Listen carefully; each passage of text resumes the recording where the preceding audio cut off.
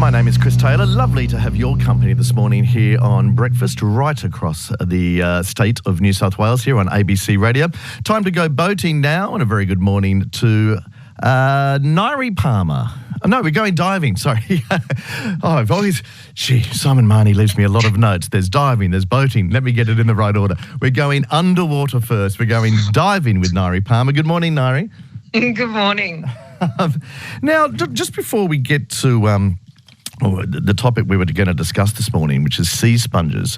Last week in this segment, we were discussing this very concerning trend of people spearfishing blue gropers, and there was the famous one, Gus, in Cronulla. This week, I understand 3 more were spotted in another region of New South Wales. So the message isn't getting out.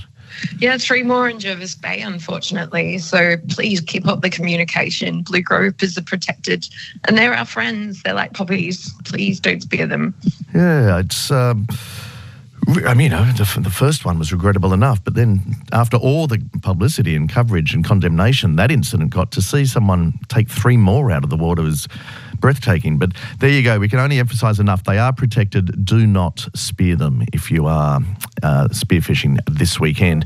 Now, Nyrie Palmer, we wanted to talk sea sponges this morning. What are sea sponges? My first memory of a sea sponge was my older sister using one to apply foundation, and 5-year-old me using them to create some terribly expensive art with real skin tones. My sister was far from impressed, but they're actually animals. They are animals, because it's one of those classic ones. How do you categorise them? Animal, mineral, or vegetable? And I guess I might have said animal, but I wouldn't have been 100% confident. So why are they categorised as animal? Well, they're actually a primitive form of life that predate most other forms of life on Earth. They're 500 million years old, and because they're primitive, we may think that they're not quite animal enough, but they're much like coral and like jellyfish, and they're actually colonies of small animals that form the largest structures. So an individual sponge looks like a tadpole with a tail, not square and yellow like SpongeBob, and they secrete silica that forms its skeleton, which is what you would recognise as it's washed up on the beach or in a makeup bag. What role do they play in the marine ecology?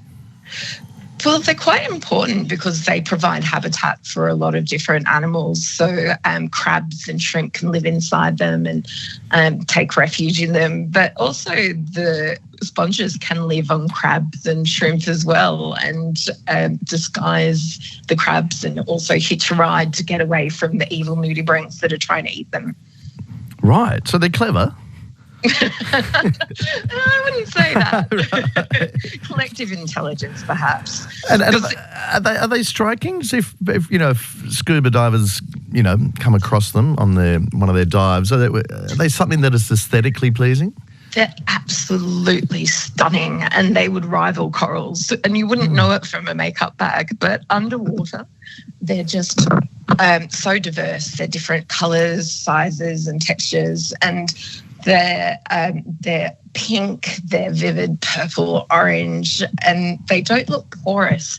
They actually look solid, and some look like fingers, others are encrusted on rocks or crabs, and the barrel sponges look like large cauldrons, and they're absolutely stunning. I think we need a new, Finding Dory film, but for sponges. Because the fish get a lot of attention in those kids' animation films. It sounds like the sponges are the real beauties of the underwater world. I was just diving in the Philippines over Christmas, and there were areas where there was no coral. It was just sponges in black volcanic sand, and oh my gosh, they're absolutely stunning.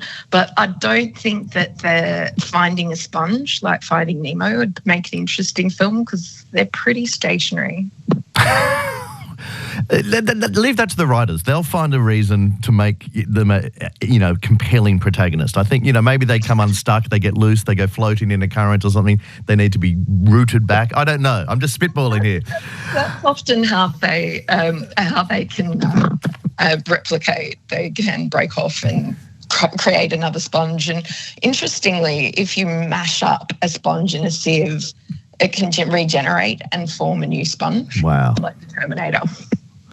I mean, forget a movie. This needs to be a 10-part HBO series. I mean, I think the sponge is the great unsung hero of our waterways. Very quickly, if people want to go and see some of the most beautiful ones around New South Wales, where are good dive spots to check them out? I really like, and you wouldn't believe it, in Botany Bay in Bear Island, right near the shipping channel and the airport.